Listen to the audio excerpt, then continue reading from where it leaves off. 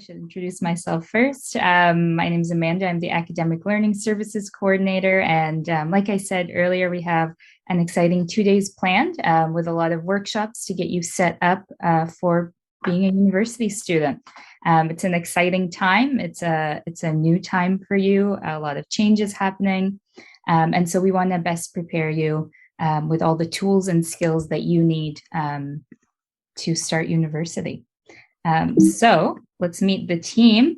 Today you see on camera is the JUMPSTART team, who you'll be seeing quite a bit of these next 2 days.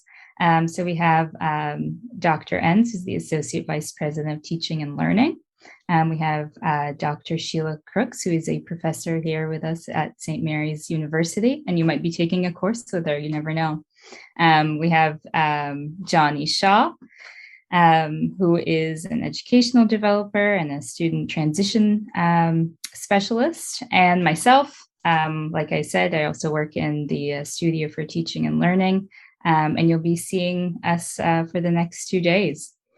We'll be talking about a series of things, and I think I'm going to pass it on to Johnny to talk about what JUMPSTART is and kind of give you a glimpse into the next 2 days.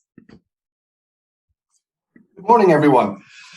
So yes, I'd like to begin this morning by telling you a little bit about JUMPSTART, about why we're doing this today, and what we hope you take away from participating. So no matter where you're from, whether you grew up here in Halifax or on the other side of the world, coming to St. Mary's or any other university is a huge step, right? So of course it's exciting, but inevitably it will be challenging as well, right? So you're going to feel a bit lost. Now, it's not just you that will feel a bit lost and overwhelmed. Everyone does, right? We all do at first. Well, that's why we have JUMPSTART. So in many ways, JUMPSTART offers you a kind of map to navigate academic life at St. Mary's. Now, this map has several parts. For the first 2 sessions today, we're going to kind of step back, zoom out on the map, as it were, and take a kind of a broader look at university, right? And why people come here. So not so much the particulars of St. Mary's, but more the bigger questions that kind of highlight how university is a lot different to what you're used to. Now, again, this is true whether you're coming from, high school or transferring from another university overseas. So in these first 2 sessions, you're going to learn about some different perspectives on why people come here, right? And we're going to encourage you to reflect on what made you pursue higher education. We'll also explore, what it's like to be part of this community of scholars. What are your obligations to this community? How you become an autonomous learner, how we become independent thinkers, how we engage critically with academic texts. So we hope that by thinking about some of these bigger questions, the culture of the university will start to make sense for you. It might seem like some mysterious, secret world at first, but we hope to give you a glimpse of why things are the way they are, and so that you can navigate your way through St. Mary's and become a successful scholar with us. So the next sessions on kind of zoom in on this map and look at things a little more closely. And now Amanda is going to talk about that a little bit more. Yeah, so thanks, Johnny. Just quickly, we're going to look into applying some of these things that you learned about today. Why do we not want to plagiarize? What is academic integrity? Talking about how do we, in a classroom, how do we listen critically? How do we apply the things that we're hearing from our professors to the big picture of the class? How do we apply it to our writing, the essays that we have to do, our exams? And so in those 2 sessions, we'll talk about those in more detail. And then we'll get into talking about in the next session, or in the last session, I should say, talking about the writing process. So this is an error here. Ignore this. It should say the writing process, not navigating smooth platforms. That's going to be today. But on the second day, we'll talk about applying all of that to the writing process. Now, before we move on to our first session with Dr. Enns, I just want to say that this is very open to interaction. So please feel free to use the chat. We'll be monitoring it. And if you are unsure where the chat is, it's just if you float your mouse or your cursor above the at the top or the bottom of the Zoom page, you'll see a little chat bubble and you'll be able to send a message there. If you're having any technical issues, we'll also be able to help you with that. So please feel free to join in the conversation. We'd love to hear what you have to say. There's going to be some interactive polls as well, so feel free to jump in and share your thoughts. And now I will pass it on to Dr. Enns on her session. Okay, good morning, everybody. I'm happy to see all of you here virtually. I'm Dr. Enns, and beside me is my colleague, Dr. Sheila Crooks. I'll be starting out with the first part of the morning, and then things will move over to Dr. Crooks after that. So you'll be working with the two of us for the morning. So it's a lovely winter's day, and glad you made the time to come. I hope and trust that you're going to find all of this very worthwhile for you. So thank you again. So as Johnny and Amanda have already said, the goal for the first part of this session this morning is to crack open a window on what lies ahead for you from an academic point of view as you get started here at St. Mary's. So just to help you understand where this is coming from, I'll explain a little bit about my own background. I'm a professor here at St. Mary's University, have been a professor for a long time. I've spent most of my life in university, as a matter of fact, for many years as a student, then as a professor, and also as an administrator. So most of my life, I've lived in this world. So probably I could say maybe 40 years of my life. My background is in foreign languages and cultures, so I study linguistics and education. I was a professor of German for many years, and up until recently, more recently, I should say, I've been teaching educational linguistics, which means that I'm in the process of working with students who want to become language teachers. So that's the student group I'm working with these days.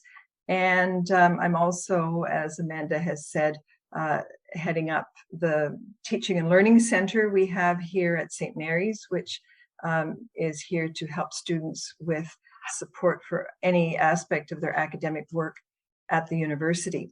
So having said all of that, that gives you some idea of where I'm coming from with what I'm going to be saying, and gives you an understanding that I've worked with many, many students over many, many years. So let's get started with thinking about why it is that you came to university, not just St. Mary's, but university in general. Here are a number of reasons that students will give as to why they're here, collected what students have said about this over the years. So here's a collage. And I wonder if, as you look at this collage of reasons for coming to university, if you can find your own thoughts and find your own reasons for coming. So the idea is, look at all these different reasons you might have for coming, and if you recognize a reason that pertains to you, then indicate that on the poll. So this is the result. We can see that the majority, the highest answer is that you want to become an expert in a particular field. So Amanda, can you click on to the next slide, please? And remove the poll from the screen. I did. You just have to X out of it. Okay, I have to get it on. Okay, so let's look at these 4 reasons. If you clicked on any of these, I've colored them here in blue.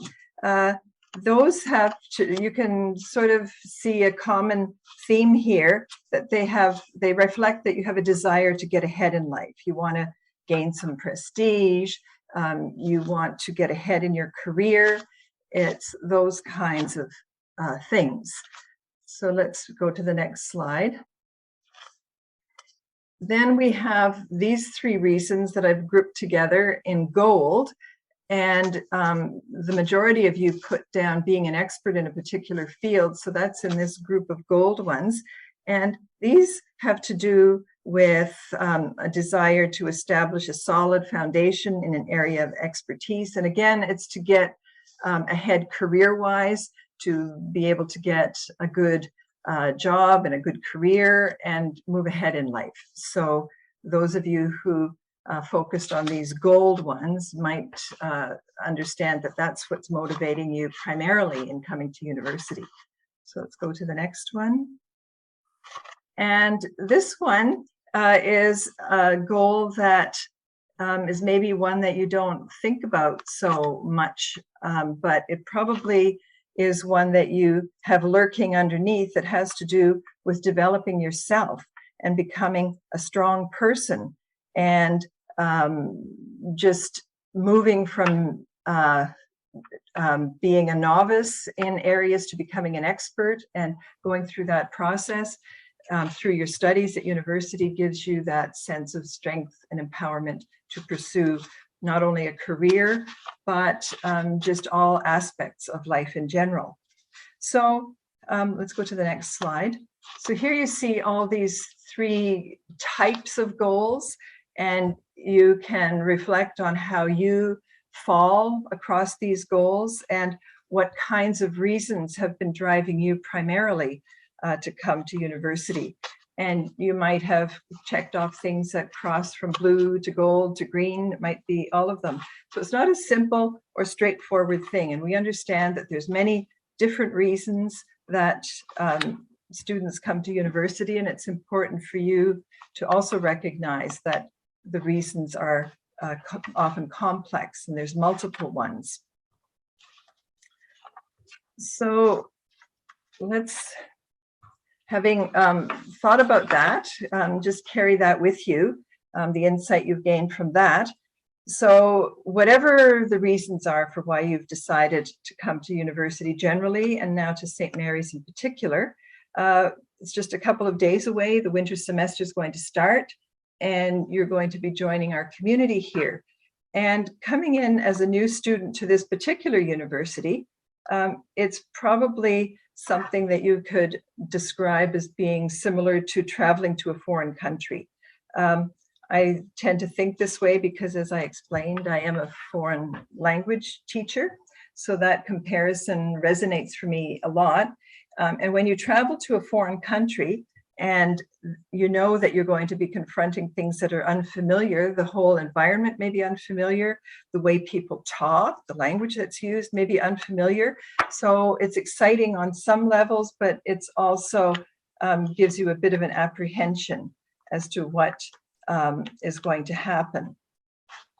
So we understand that that's the feeling that students often have as they face the upcoming semester, and it's an unfamiliar thing. So our purpose here today is to help you understand this a little bit, to crack open a window on this, because the key to success is always to know what it is and where it is that you are, and to have some kind of an understanding of what kind of a world you're entering, so that any apprehensions you might have start to diminish, and you start to understand what it means to be part of this kind of a place.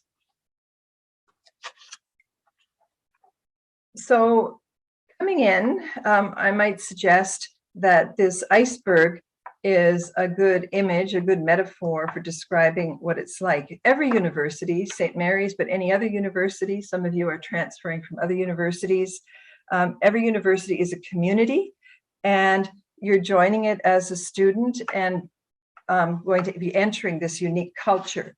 So what you need to be aware of from a cultural perspective is that no matter what culture you're in, you always only see the tip of the iceberg. There's a whole lot going on within this environment that's not visible.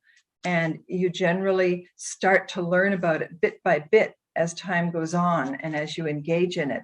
So that's the very first thing that we encourage you to anticipate, that whatever it is that you're going to see and experience in your first days, it is the tip of an iceberg.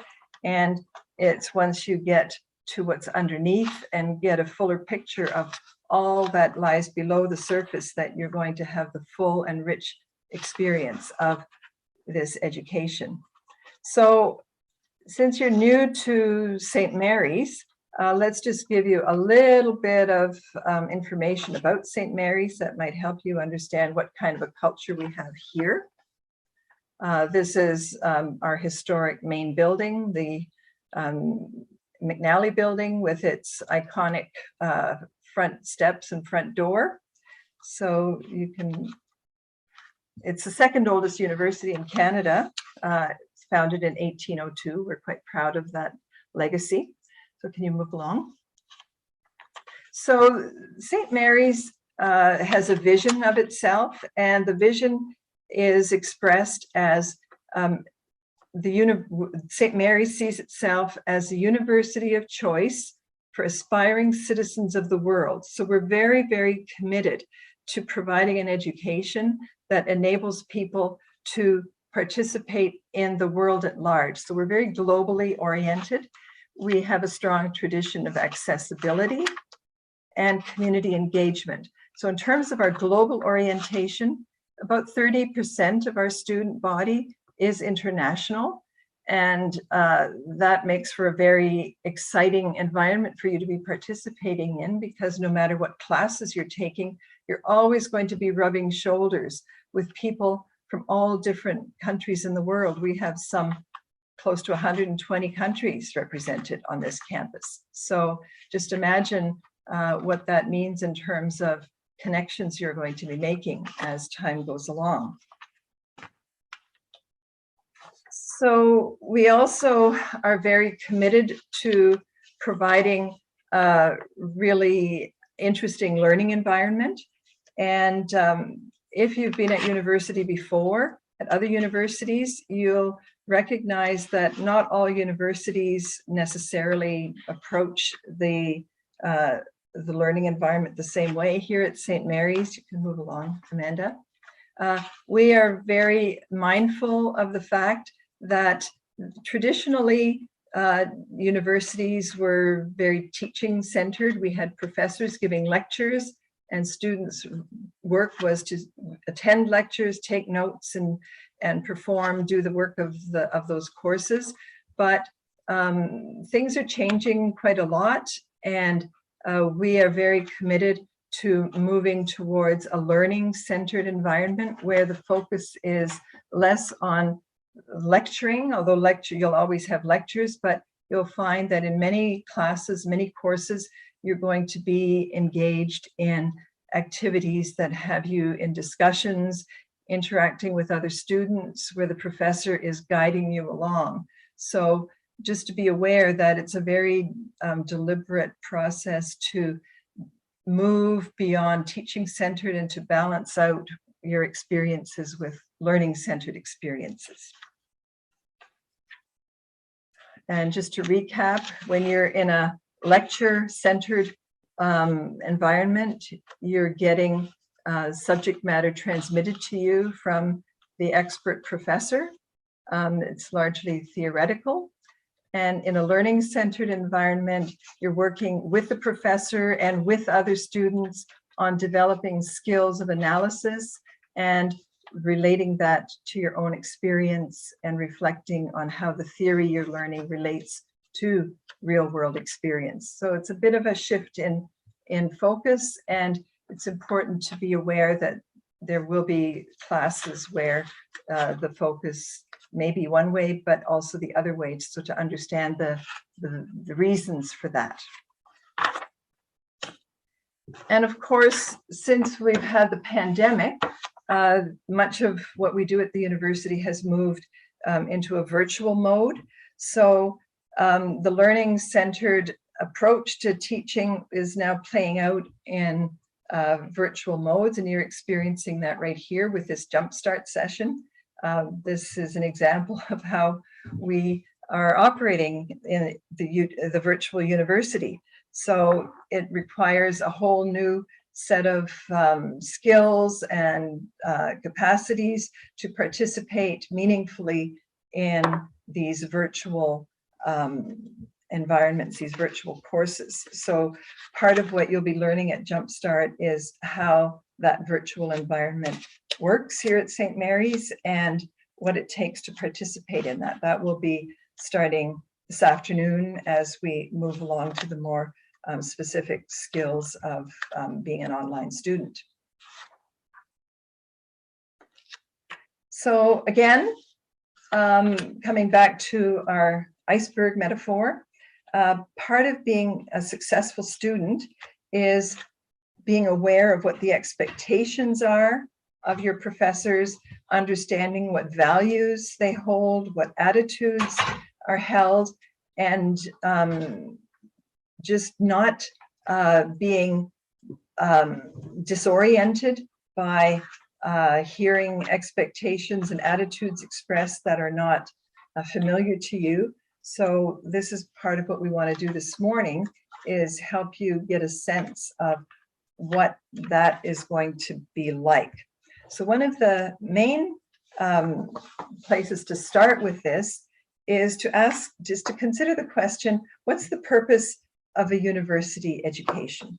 So all of you in the opening poll, you indicated your reasons for coming to university. So the reasons, whatever the reasons were that you indicated, underneath those reasons is some sense in your own mind of what you think is the purpose for a university education, because it's whatever you think that purpose is that gives you your reason for coming. So it might seem like a fairly straightforward question, what's the purpose of a university education? Everybody has some idea of what that is. However, while we think that the question might be simple, it's actually a philosophical question, as you'll learn this morning, and there's many possible answers. And depending on how you answer this question, that's going to shape what you think is the value of getting a university education.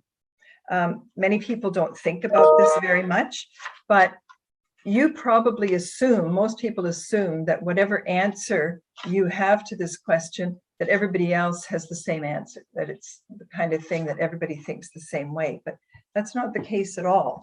So let's explore this a little bit. Let's move on to the next slide.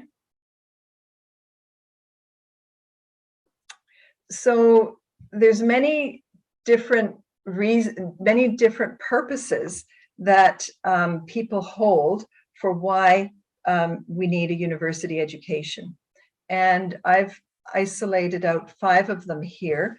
I'm not going to talk about them in great detail right now. We're going to dig into this in more detail, but this is just to give you the overview that we're going to talk about at least 5 different reasons or different purposes that various people would bring to the table in terms of answering the question, what's the purpose of university education? So let's look at these. So I'm going to drill into these now in a little bit more detail. So let's go to the next slide. So one of the purposes that people have for a university education, I'm calling it train the brain. And if you think that the purpose of the university is to get smart, that it's about cognitive development, it's about learning things and becoming knowledgeable about things and being very skilled in analysis, in critical thinking, all of that type of thing, that is train the brain. So that's one reason, one purpose that people would have for why we need to have a university education. So you can think about whether that's one that you think is a purpose. Another purpose that is expressed for why you would need a university education would be to find your dream. Young people often are exploring and trying to find their place in the world and figure out what their interest is and what direction they want to go in life. And so people who are in this orientation to the reason for being at university are all about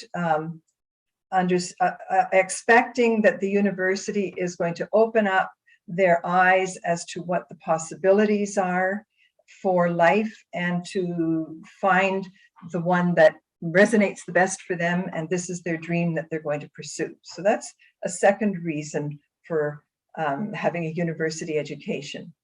A third one would be that students come to university in order that they can join the masters. We have thousands of years of tradition of academic study. We have the ancient Greeks, we have the Romans, we have the Asian cultures. All of them have long traditions of knowledge and creative production. And so coming to university gives you the opportunity to learn about all of that so you can participate in and have that kind of knowledge, the thousands of years of knowledge that's out there. You're going to become knowledgeable about that yourself and participate in this tradition of knowledge. So join the masters would be the third reason why you would pursue university education. The next one, there are people who see that there are issues at play in the world. We have too much war, we have too much poverty, we have all kinds of problems in the world, and we need people who can change this, who can improve the world.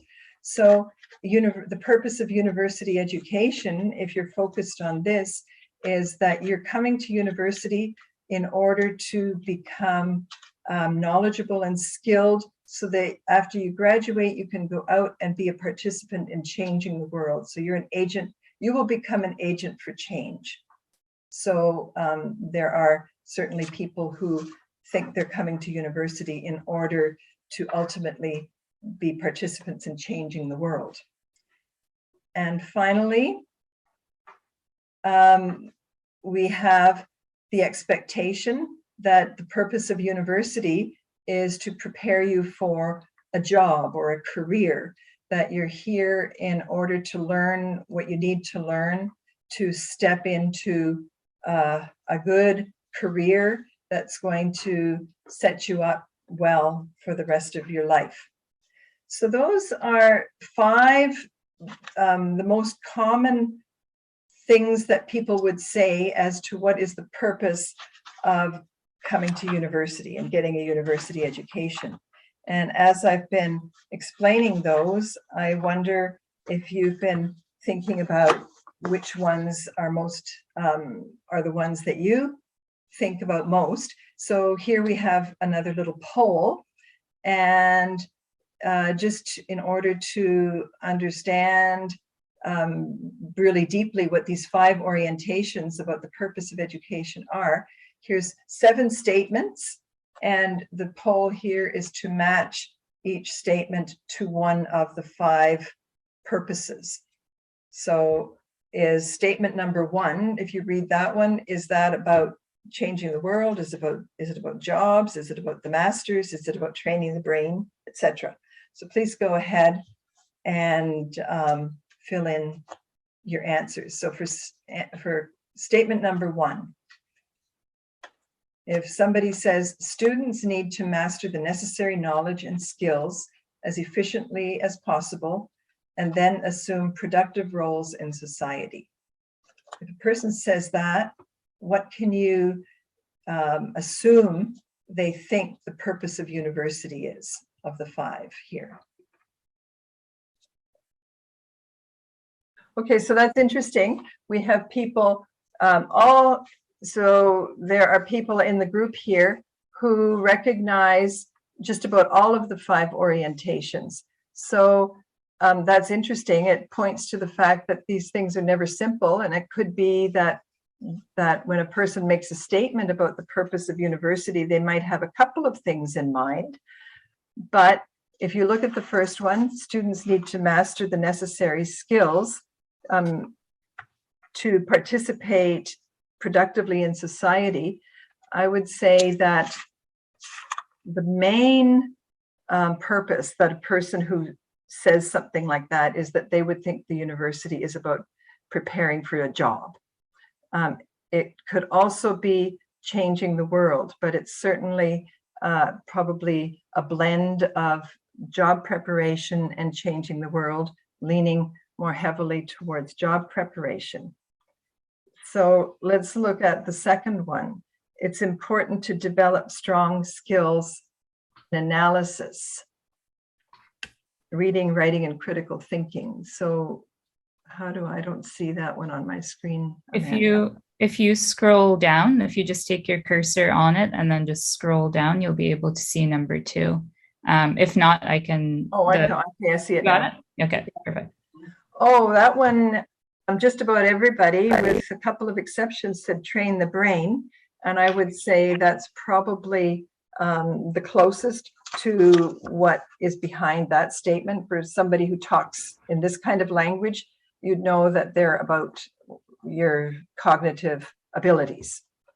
Let's look at the third one. It's important to discover who they are. Yeah, that's finding the dream is probably the most likely idea that a person who says something like this. So if you hear a professor, for example, saying this, then you'd say, oh, that professor wants me to find my dream. So that's the kind of inference you can make.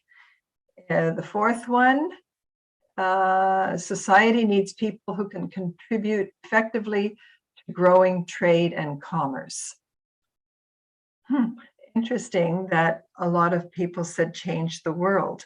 From our perspective, when we hear a person say this, we think it's a dead giveaway that they want people to graduate from university to be able to get a job and participate in commerce and industry.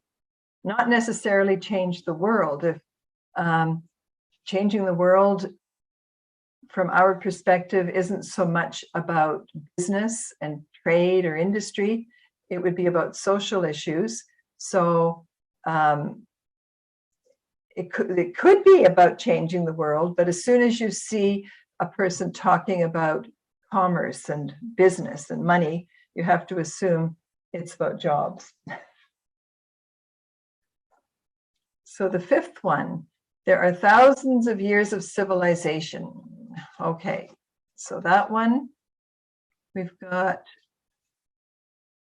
answers spreading across just about all of them. They could be in part across all of these, but dead giveaway on this one is that there's the language about thousands of years of civilization and the heritage of knowledge.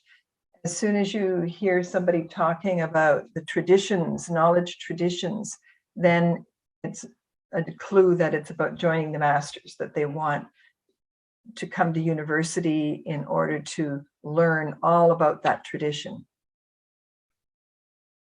The sixth one, there are so many social and political problems. We need a generation to change the world.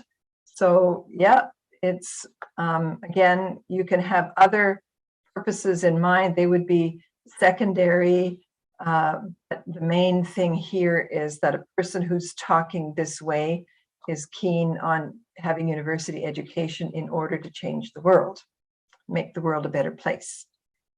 And then foundational skills in communication and literacy are key to developing a lifelong career. Yeah, jobs start here and training the brain. I would say those are probably the most best on target, that a person who makes a statement like this, statement number 7, is probably thinking of a combination of jobs and cognitive skills. So we can move on from this poll. and move to the next slide. So here's a recap of these expectations that people bring to university and what they expect to get out of a university education. And as I've said, training the brain, it's about cognitive development. Academic traditions is about heritage of knowledge. Finding your dream is about self-actualization. Social change, that's the changing the world. And the JUMPSTART here one, it's about joining the system. It's about recognizing that we have a system, and to succeed in the system, you have to do whatever it takes to get a place in the system. So getting a job in the system. Okay, so now we're going to look at these very same 7 statements again, and imagine that what you might say as a student, what your parents might say, what your professors might say, and what just people in society, the community at large might say. So the idea here is, when you look at that first statement, students need to master the necessary knowledge and skills as efficiently as possible, and then assume productive roles in society. And we saw that this is largely about cognitive development, training the brain. Who do you think is going to think that that's the reason to go to university? Do you think that as a student? Or do you think your parents think that? Do you think your professors think that? Do you think the community at large thinks that? So the purpose here is for each of these statements to check off who you think would have this perspective on why we need a university education. So just put into the chat box what you think. Who, in your opinion, would think this about the purpose for university? Would you yourself think this? Do you think your parents think this? Do you think your professors would think this?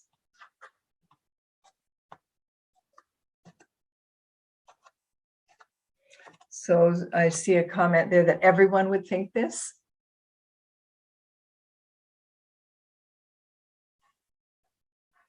Parents would think this. Mm-hmm. So if your parents are paying for your university education, they probably do think that.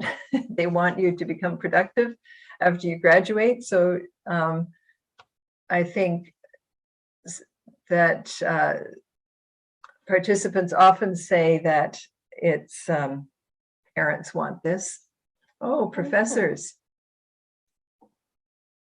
You know what? I'm going to tell you right now, as a professor, and I've got my colleague, Dr. Crooks, here beside me, we're going to make a provocative statement and say, most professors do not think this. No. At all. This is not what we think we're doing with and for you. Yeah, we know that many students think this and that many parents think this, but as professors, this is not what we're thinking about. Does that shock you?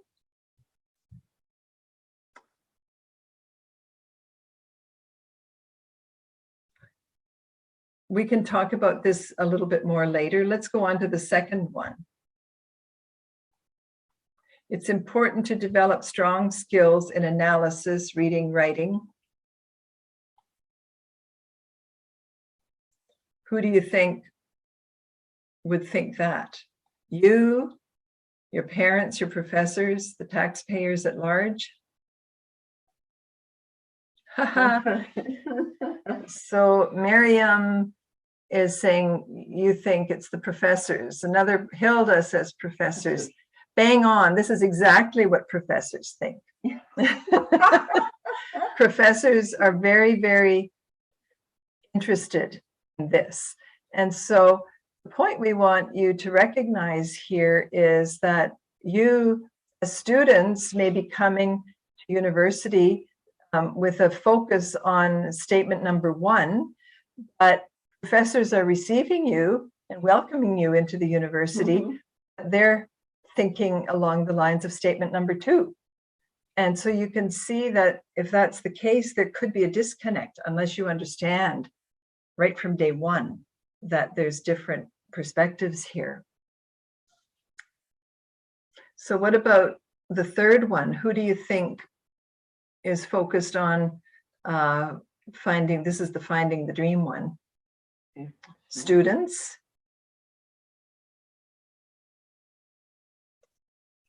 Anybody else have an idea of who would think that? Students? Yeah. Okay, so how do you think professors feel about this one? Well, I can tell you that professors are very happy if students think this. Many students come to university and they're not thinking about this. They're thinking more about being very focused on job preparation, and professors are not so happy about that.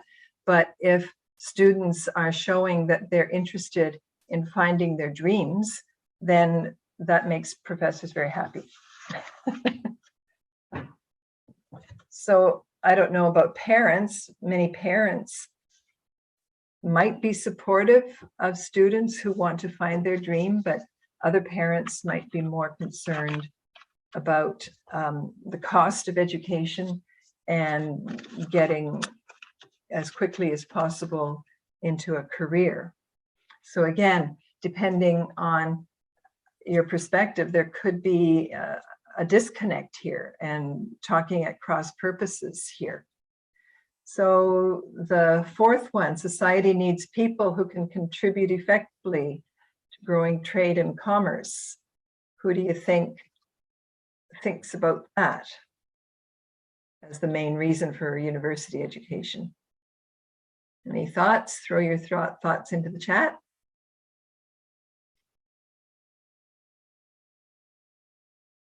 A trade and commerce minister. Yeah, I think you're bang on. It's taxpayers. Taxpayers.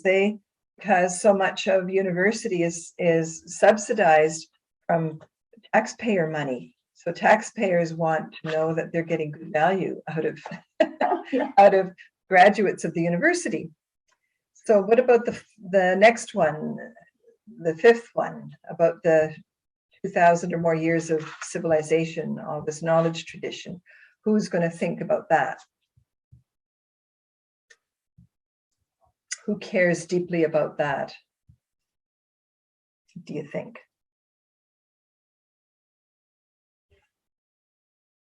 Students? Some students for sure. And any other ideas?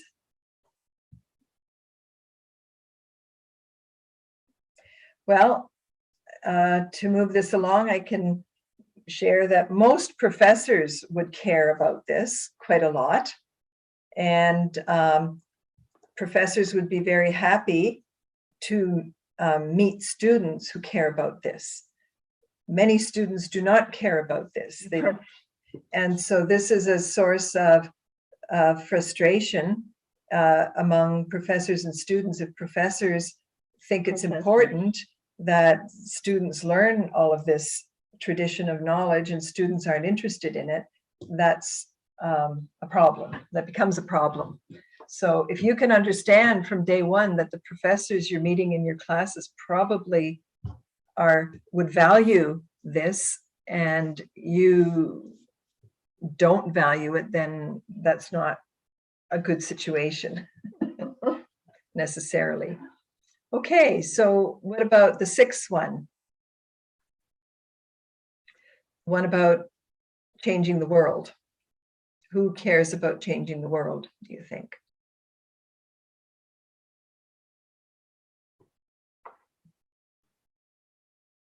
Or who cares, I should rephrase that, who cares about university education preparing you to change the world? No thoughts about that one?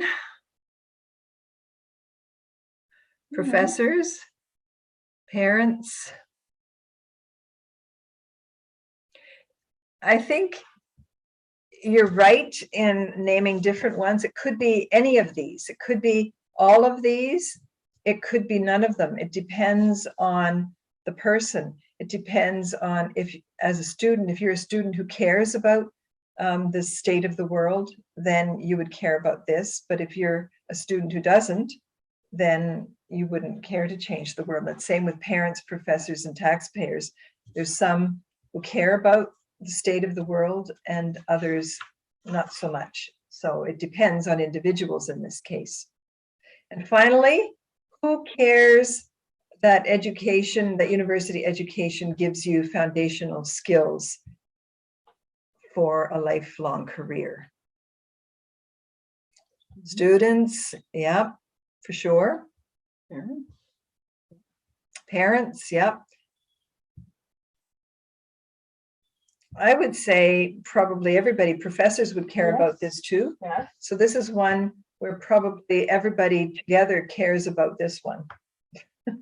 So to recap this one, hoping that this little exercise has given you insight into the fact that different people and different roles, students, professors, parents, would have different expectations about what university education is all about. And if you don't recognize that, depending on who you are encountering, there's different expectations, you could have a real disconnect. And a key to success is connecting. You need to connect with your professors. You need to connect with the other students and your parents as well on this matter of what is the purpose of university education. And so if you can be effective at figuring out what people are thinking and connect with them, that's going to help you a lot in terms of being successful. So I think I've got a couple more slides, but I think I'm going to skip over these. These topics will come up again later. I'm mindful of the time, and we've got Dr. Crooks here, so let's just jump through. And I'll just pause here. You'll hear the language of there being a hidden curriculum. Hidden curriculum is referring to all of that stuff that goes on in classes, in courses at the university. That's like that 90% of the iceberg that's below the surface. And so as a student, you need to realize that there is so much that's hidden, and it's in your best interests to try to figure out what it is that's hidden. And it's not that it's done deliberately, it's just the way that it is. So be aware that there is such a thing as a hidden curriculum, and it's in your interests to uncover that. So with that, let's go to the final slide. So it's a journey, as you probably all expect coming into the university now. A long journey lies ahead. We hope you will succeed. We want you to succeed. We're here to support you in succeeding. But most of all, we hope that you'll embrace it as an adventure. Just as I had said at the outset, it's like traveling to a new country, and it can be very exciting and we hope you'll experience it that way and have a good time moving forward. And with that, I'll pass things over to Dr. Crooks for the next step. Thank you.